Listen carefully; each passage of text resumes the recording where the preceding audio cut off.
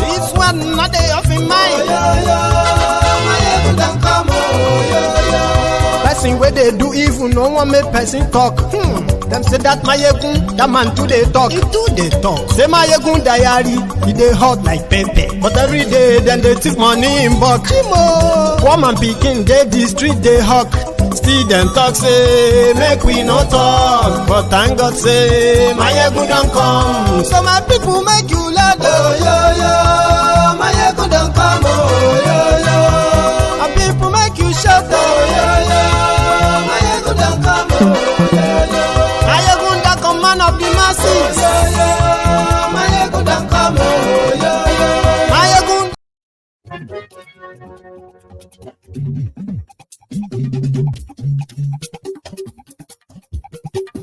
Hello there.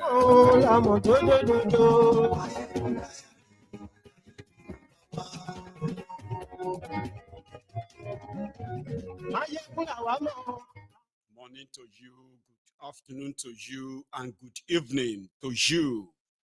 From wherever you are watching from, it is Mayegun Live. Glory Facebook, glory YouTube.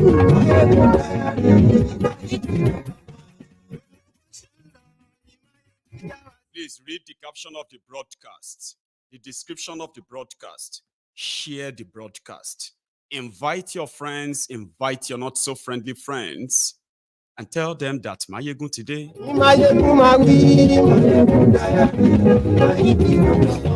What did you say?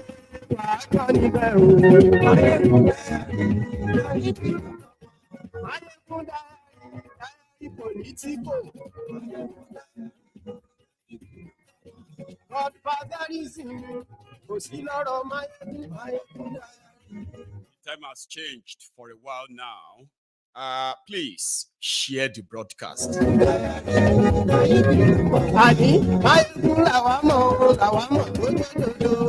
you know that the unrepentant criminals you call leaders, politicians in Nigeria, your government, the criminal legislature, they pardoned your, they are accusing Tifnumbu and Akpabiole of implementing two different budgets.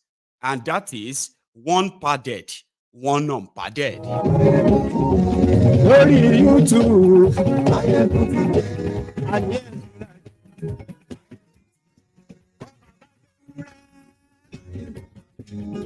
yes, right.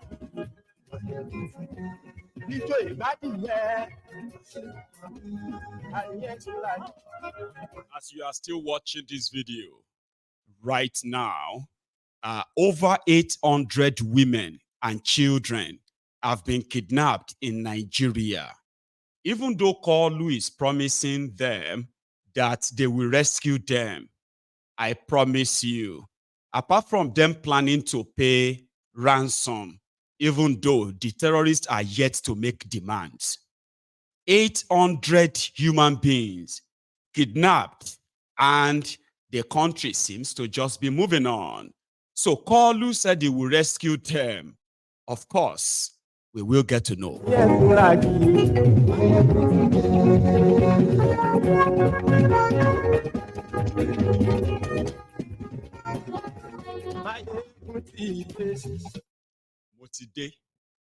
So good morning to you once again. Good afternoon to you, and good evening to you from wherever you are watching from. It is Mayegun Live. Thank you so much for joining me once again. However, if you have liked the broadcast, share it, and then yes, you've invited your friends and maybe not so friendly friends too. I want to say thank you to you. So let's get down to it. One of the northern senators in Nigeria, called Senator Ningi, Abdul Ningi, just raised an alarm, even though this is not really backed with any, numerical evidence yet. But according to him, looking at the copy of the budget signed by Tifnumbu that he believes they are currently implementing, and the copy given to them that they actually debated on and passed, they are two different copies. Okay? And according to him, so far so good. They have this, he has discovered over 3 trillion naira as padded. And you know what they do in Nigeria? I have said this many times as well, especially every time they come up with their their bogus budget. I've done my best to ensure that the pieces of information that are hidden inside them and what to expect from them, I have done my best in the past to kind of get to see all the lies and the fraud hidden in them. Well, we are waiting for the detail of the padded part, but this is how they normally do it in Nigeria. You see, they will write budget, and the budget is, we are going to buy this teacup, and this teacup is going to cost us 1 naira each. Originally in the market, it will cost maybe 90 kobo, or let's say 1 naira. Now, the budget says they need 100 of these. That should normally be 100 naira for 100 teacup, Abi. So the padded part is that once the executive submits their budget proposal to the National Assembly, each committee of the National Assembly will begin to now take on ministry, department, and all of that, and their budget. So they'll begin to scrutinize one of them and all that, questioning what they want to buy in that ministry or what they don't want to. Now, in the process, they have the opportunity to insert some of what even the criminal executive forgot to add. They would. So, example, teacup, 100 naira for 100 pieces.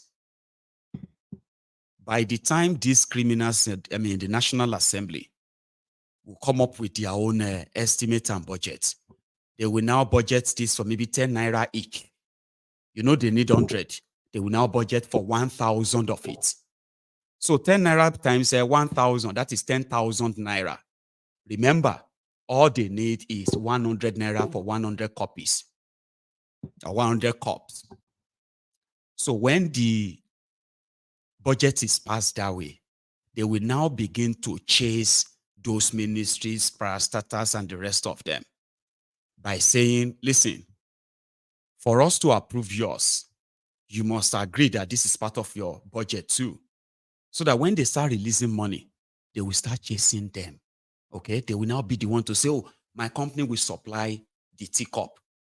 Remember, you only said you needed teacup of 100 naira. I kind of increased it to 10,000. It has been, 5,000 has been approved. There's a room for 4,900 naira profit. So let's cut a deal. That's why you will see your senators, your lawmakers, they are also contractors. When you look at their constituency projects, you will realize that they are the owners of the construction companies. Any budget, any project, because they have been part of it from the onset. They have inserted the money in it, and it has to come to them. And that's why you will see hundreds of billions of naira expended on what they call the constituency projects. But yet, you do not have any real constituency project. It's uniform. They all get paid because those projects, they are not to exist. It's the adjustment as conduit pipe, how everybody is milking and strawing from your commonwealth. So padding the budgets like that, 10,000 here, or let me put it this way, 10 million here, 100 million there, 50 million, to the point that they will submit project proposal for areas that does not exist at all in Nigeria. And they will create them and they will put them inside that budget and they will get paid for it. Okay? So that is why after they expend more than 70% on recurrent expenditures, you know what I mean, like their salaries, their cars and all of their luxuries they enjoy and all of that stuff they put in. Recurrent. Those things don't add anything to Nigeria. They are just like money you spend and blew away. The remaining 30% that they said they are dedicating for infrastructural development, this development and that, all those lies, they see end up in private pockets because they have already created their venue for all of that, including the defense, your security, your generals. They are multi-billionaires. They gave themselves general this, commander that, but they've never actually really fought any war. I mean, any territorial war to defend Nigeria from any external aggression. Nigeria has been under the terrorist establishment for the past 15 years, as in non-stop. But your generals are giving themselves promotions. Colonel, captain, general, 2-star general, 5-star general. And guess what? Nigerians are being kidnapped every day. But when you look at your defense budget, it is 1/3 of your entire budget. The money that could have gone into real development, paying the workers, the real living wage. All this money ended up being channeled into the man-made problems, insecurity, poverty. They are all man-made. They are being channeled there. And the little they promise to even use in, constructing your local clinics, the primary health care, the primary education, and all those things that are really essential for a country that indeed has any future. So all that money ended up in private pockets, all gone. And then you wait for the next one. So by the time they put 10 million here, 20 million there, 50 million there, 100 million, 500 million, 1 billion, at the end of the day, the chunk of the entire 28 trillion budget, 1/3 of it is going to private pockets of these leeches. And that is why you will never see those who are not part of APC stand up and stand firm to stop this, as they are supposed to be opposition in Nigeria. You are supposed to have all of these other political parties who have their representatives as member of National Assembly.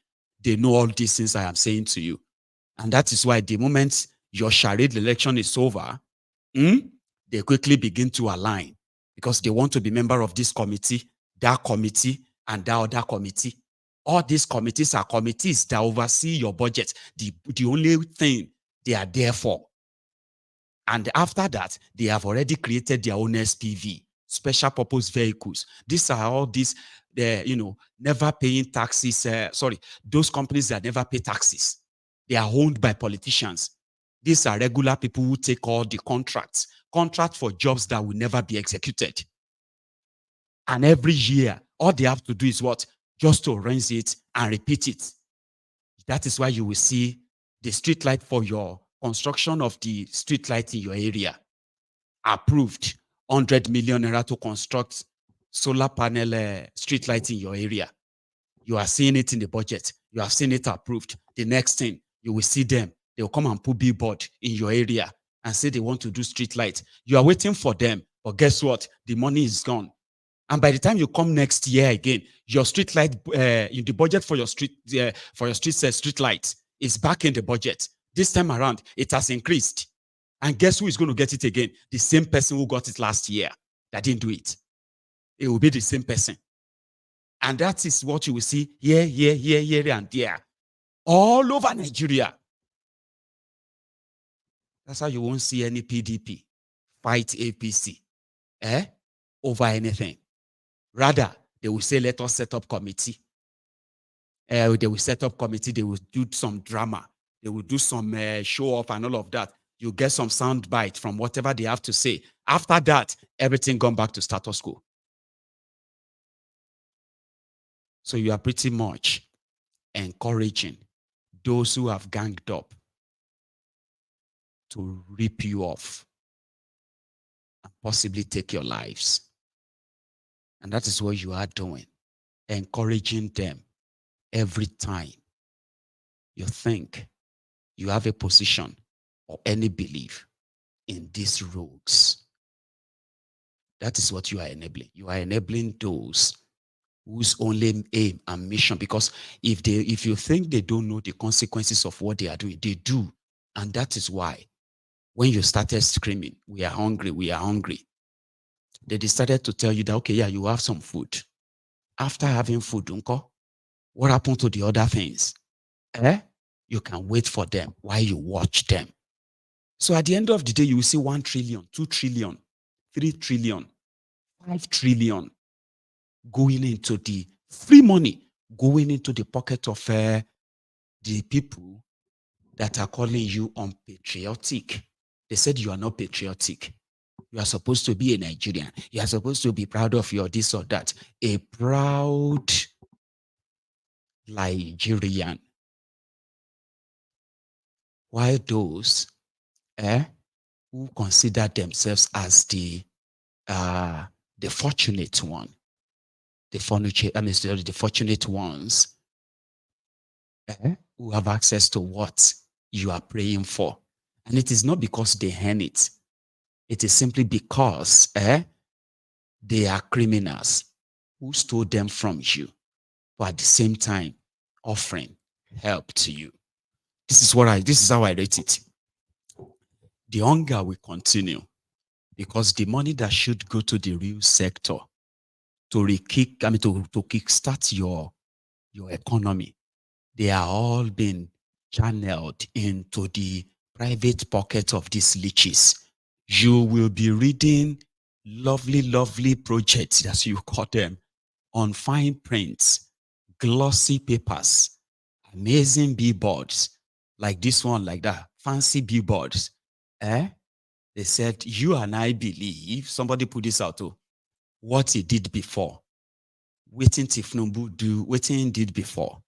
And they said he can do it better now, that you should support him. You see, the person who put up this billboard will be one of those beneficiary of the ISPV, God knows, in those padded budget of 2024. There are those who actually monitors the content for their own benefit. Okay? And that is why the money that is meant to go into the pocket of farmers to improve farming will go straight into the private pocket of fake businesses who are suddenly, you know what they do? Because they are the ones who see all the, the amount put in front of every project in the budget. You will now see all of them as contractors. You will see, as just government contractors, senators, House of Reps, PAs, ministers, SAs, all of them have one business or the other. The most fanciful one is the media job. You understand? It's like, there is always money to be channeled towards that to help us launder our image, make us continue to look better to these people who are hoping on us, where they are looking up to us. They know you are, because to them, what they believe you are looking up to them for is possibly crumb, just anything to have mercy on you, to bless you. If I could just meet this senator now, make this senator just bless me. Make I just meet this governor. Imagine if this governor just bless you, you and your family, you will never be poor again. And that is what they have made you. And this is how they made it. Okay? The money that should go into critical sectors that could have improved lives, they ended up in what? In private pockets. And since they continue to get rewarded by you who love to defend them, then why do you think they would want to change? These are unrepentant ones, right? So yes, allegation has been made. The money meant for the 2024 budget, which at first, for your own understanding, Nigeria has no money right now. Nigeria has no money to fund our budget. Before Tifnumbu came, under Bokuwari, they were using 95% of Nigeria's revenue. Revenue includes all the taxes, and everywhere they got money. They are using those money to find, to finance their, what do you call it? Their debt. They were using service. That's the word. They were using 95% of Nigeria's entire revenue to service debt, not to pay back the debt, just servicing it, like paying the late payment fee. The entire revenue of a country. The supposed giant of Africa, or the crippled giant of Africa. This was under Bukwari. Tifnumbu that sort of championed that. The Jagun for Bukwari, at least, just for some of you might just feel like, what are you saying? This was Tifnumbu. In what do you call it? In 2023, when he confirmed that if not for him, Bukwari will never be your president. So he's proud to have made him your president, and he didn't hide that. And that's why he said it was his turn, not your turn to prosper, not your turn to be safe, not your turn to have, a country that you can actually say you are a citizen of. No, it is his turn and his cronies. He said that just less than 2 years ago. Okay, so the same Tifnumbu who hasn't really sort of told you the truth, okay, hiding or running away from it will never make it disappear. I hope you know that, right? Now, we don't know how much money Nigeria is using to service their debts now. Bukwari printed 27.5 trillion naira, $50 billion. Nobody knows where is the money. Nobody knows what they use the money for. But we know those who got the money. They are still there parading themselves as those who are trying to find solution to your problems. Aramco oil, which is the Saudi Aramco. Saudi Aramco is like the Nigeria NNPC. This evening, they declared that throughout 2023, they made a profit of over $121 billion. Profit. That's not the total sale crude oil they sold. It's like projection. For example, if to say Nigeria is a real place and not what these rogues have made it, these unrepentant criminals, in Saudi Arabia, they have their own national oil company managing all of their oil and natural gas resources and every business around it. Now, let's say the barrel of crude oil is projected to be, for example, $70. And Saudi producing about 2 million barrels a day, selling over 2 million barrels a day. They believe that with that, they will make so amount of money. However, the price of crude oil in market changed. For example, increased to, let's say, $110 per barrel. So that automatically gives the projection of Saudi, despite the fact that they have projected how much they will sell, not only that they will meet the target of the money they expect in that year, it simply means they have also made profits of $40 on each barrel of crude oil they sold. This is the money they declared as profits now. Among other things, they kind of sold within their oil and gas investments. Now, $121 billion. That could have been Nigeria. Because you know something, if to say the over 700,000 barrels of crude oil that was being stolen under Bukwari, if they are not being stolen, that simply means whenever Nigeria said they are using a oil benchmark, there's something Nigeria uses for their budget. So let me explain that. They call it benchmark. Now, oil benchmark means, let's say the crude oil is sold for $50 per barrel. And Nigeria believes that without any disruption, insecurity to their oil production, they will be producing 1.8 million barrels a day. Now, 1.8 million barrels at $50. Nigeria will now calculate that for the next 6 months, then another 6 months. So the first 6 months is to say, if nothing changes, we are expecting so amount of billions of dollars. For example, let's say we are expecting $60 billion in the next 6 months if crude oil remains sold at $50 per barrel. Now they can now go back to their, no thieving, no nothing. I'm saying now they can now go back to their drawing board and plan the 6-month plan for within their budget. Now they will have enough money to put into the security for police, recruiting teachers, training them, recruiting medical practitioners and training them and all of that stuff. They will have enough money for that. Now within that 6 months, okay, they can say we expect $60 billion. Meanwhile, if the price of crude oil suddenly jumped to $100 per barrel, that simply means not only that will Nigeria meet their targets at $50 per barrel, $50 per barrel at 1.8 million barrels per day. Not only that they will meet their 60 billion expectation, they will also have excess of 60 billion the first half of the year.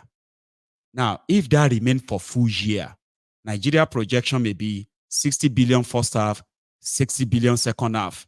That's $120 billion expected if nothing affects their production and all that. No corruption, okay? Now, this is their projection. But crude oil is now sold for $100 per barrel. What that means is that Nigeria will make $240 billion. Now, Nigeria can then declare profits like Saudi Aramco and say Nigeria made profits of $120 billion in 2023. That $120 billion will now be your own excess crude money. That will be the money that will be for your strengthening of your currency. And at the same time, you will meet your budget expectation. What you budget for education, you will meet it. What you budget for infrastructure, you will meet them. Everything you budget for, you will meet them. You not only that you will meet them, you will surpass them. This is just simply on oil and gas. So I have not spoken about VAT or tax. I've not spoken about other taxes they generate, because there are revenue generating agencies in Nigeria like custom, immigration, a few of them like that, who actually generate money. Tariffs they collect. When you put all of this together, they can come together and say, oh, if we expect 120 billion from crude oil dollars, we may not even need to touch that money. Now, we are expecting 120 billion.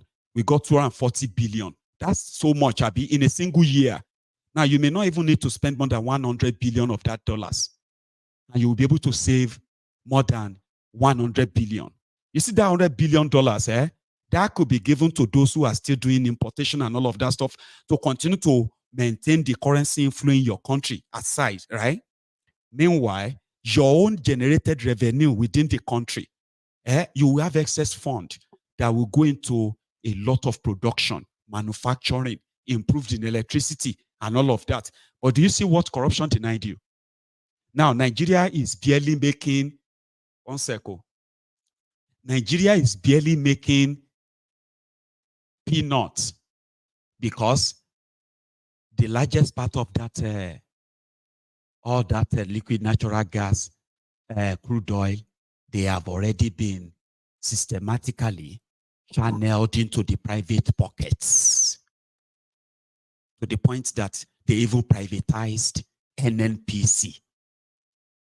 And they sold shares to themselves as the owners of the Nigerian oil, who are now selling it, and they will remove their own share to pay their shareholders before they will give you anything else, the rest of the country. And a lot of educated people who have no clue how this whole entire Commonwealth of Nigeria supposedly has been shared, and there is no revenue coming from it anymore, to the point that Nigeria had to resort to begging.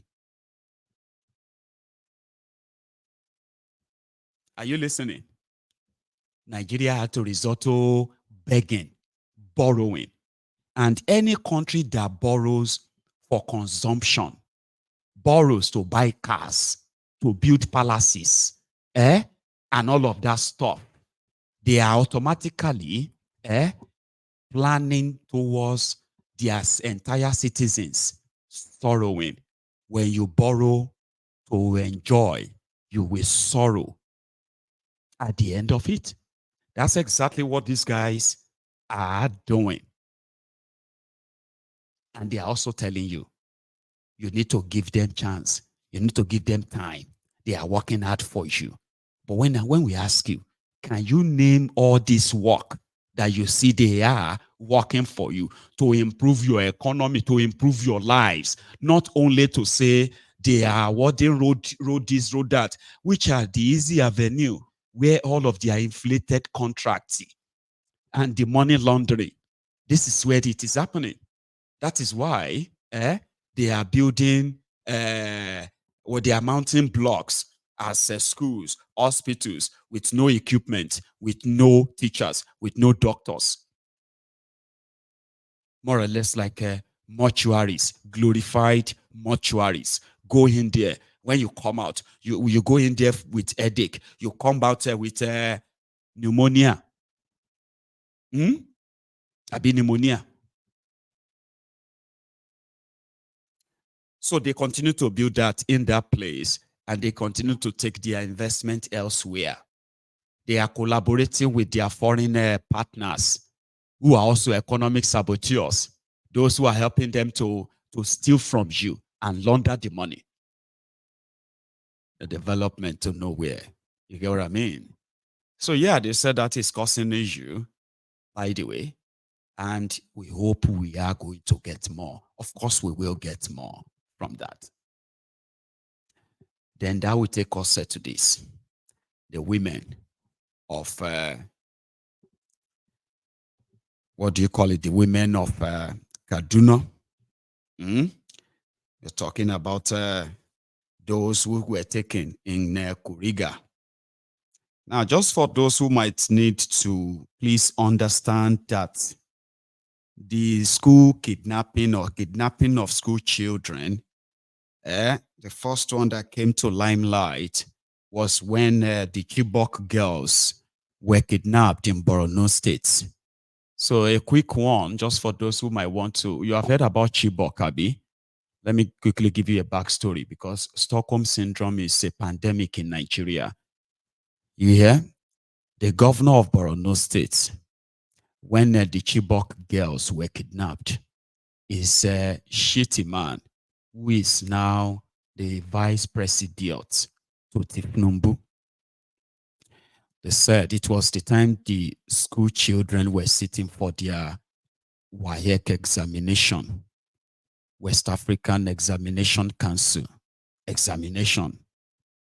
So, and a lot of the students were called into their dormitory, to their hostel, so that they would be there throughout the sitting for the examination. Then security report came. Werewike was the minister for education, or minister of education at the time. So Werewike wrote a letter to the governor of Borno State, shitty man, to tell him that they have received a report that Boko Haram were planning to kidnap school children during the WAEC examination. And in the areas like Chibok, a Christian community in Borno State, is a primary target. So because of this, the federal government, in that Werewike's letter, said they are planning to move some of them to the state capital to sit for the examination, or to postpone the examination until when the security situation improves. Shetima wrote back to Werewike and said, "We do not give in to fear. The terrorists can plan and all that, but the children will be safe.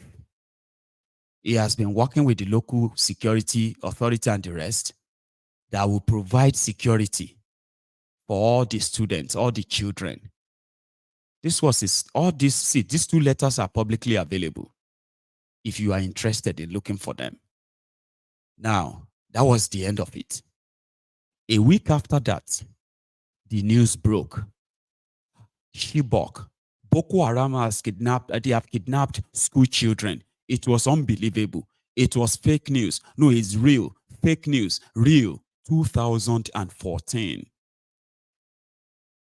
Immediately, the news broke from the report. The federal government of Goodluck Egbere Jonathan called Shitty Man.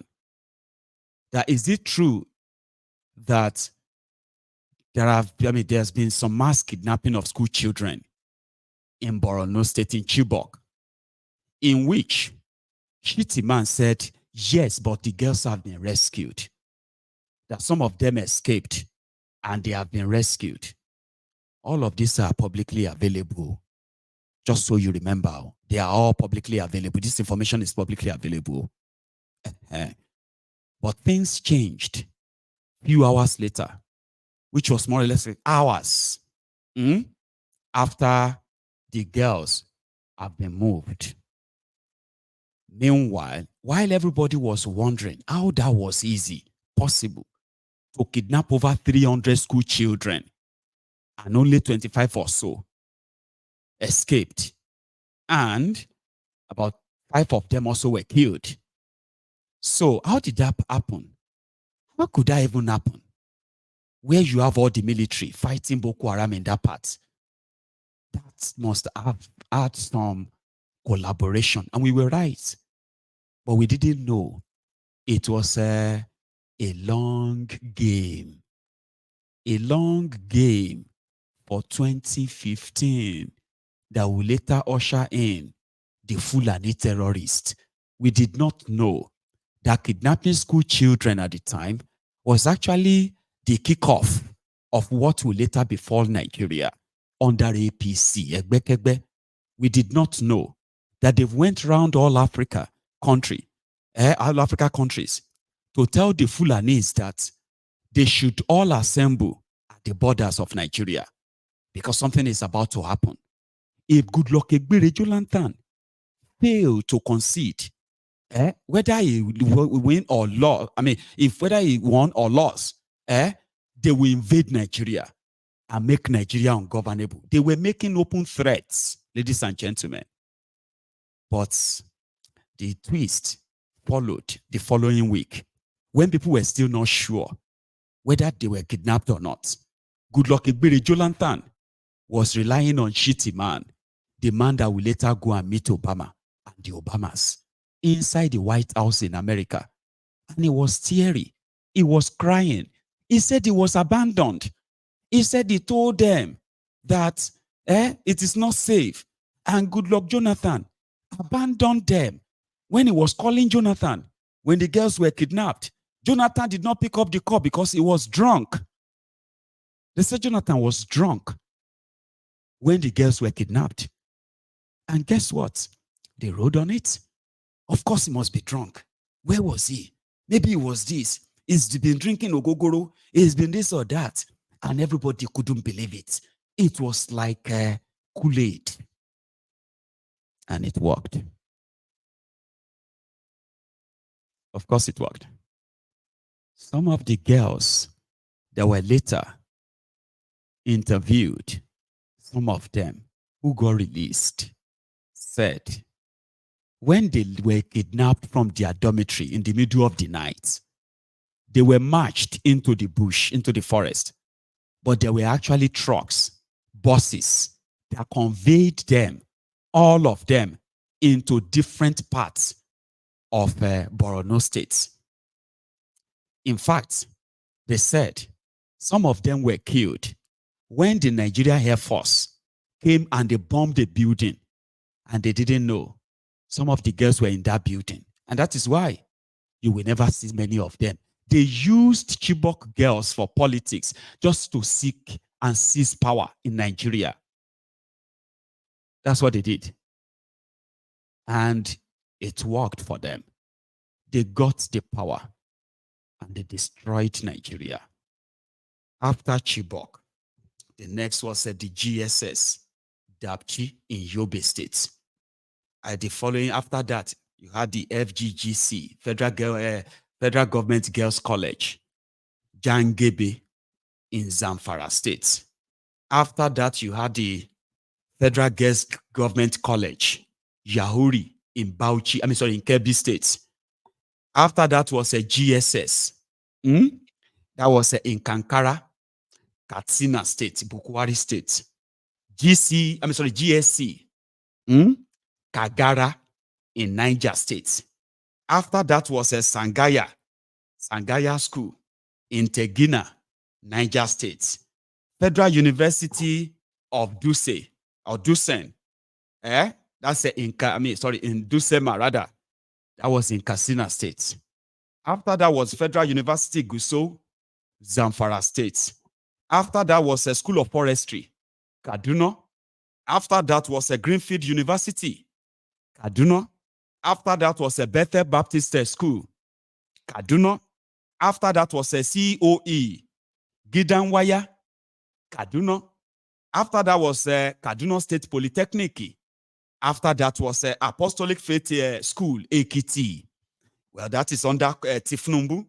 After that was a Leah Primary School, Kuriga, in Kaduna. And now in Sokoto yesterday, that was in Sangaya School in Sokoto, kidnapping school children, university students, what do you call that one? NYSC coppers. These have become regulars. That people are no longer alarmed. In fact, the entire world seems not to even possibly care like they cared during the Chibok. 847 women and children were kidnapped at 3 different locations, 3 different states in Nigeria in the last 1 week. And some of you are still keeping your pray for Palestine, pray for Israel, pray for Ukraine, pray for Russia, pray for this, pray for that on your bio, on your avis, your profile pictures, your background pictures. They are praying for Israel. They are praying for Palestine. They are praying for Russia, Ukraine, and all the places that a lot of you have considered yourself as exposed to what is happening all over the world. But when you try and look down, you can see the entire mess and the stench of the entire mess you are actually wallowing and swimming in. You are swimming against the tide. And you are not noticing, are you? I just thought I should say it.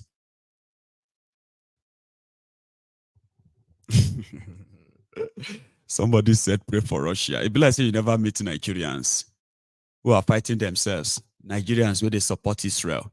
Nigerians where they support Palestine. It's like you have not met them. They are watching me too.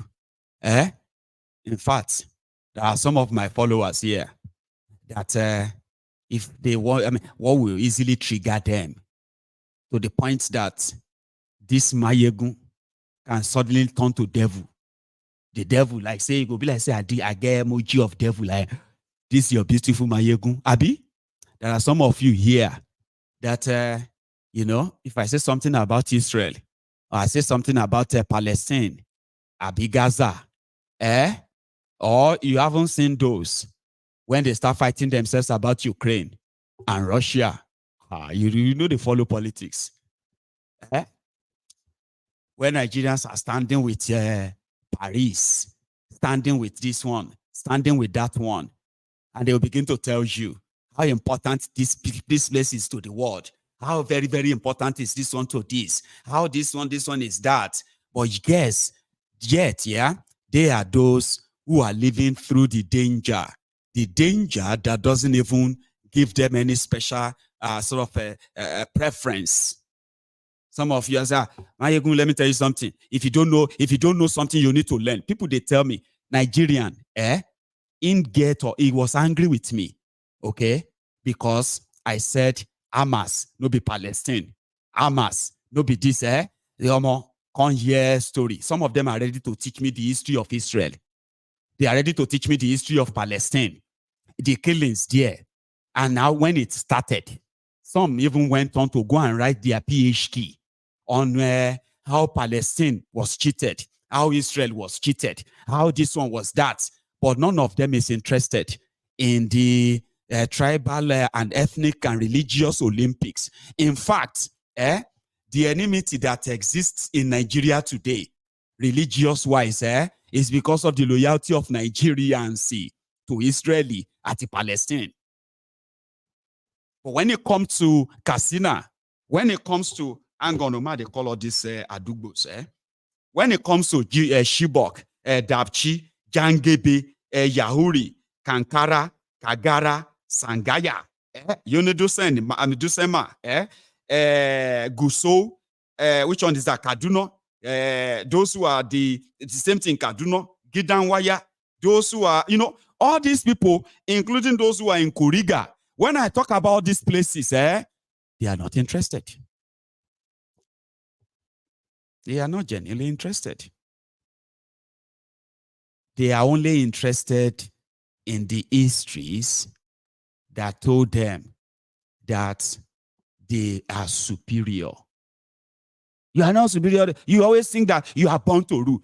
Look at an average northerner, for example, where those who have ruined Nigeria in the last 63 years, 47 years of that 63 years was done by the criminals, dead and alive, from northern Nigeria.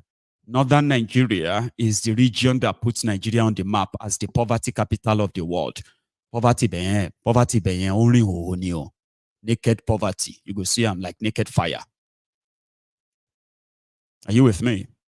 And when I say poverty, I'm talking about human capital development, where people, you know what I mean? And all of these things about when they talk about mother, child, child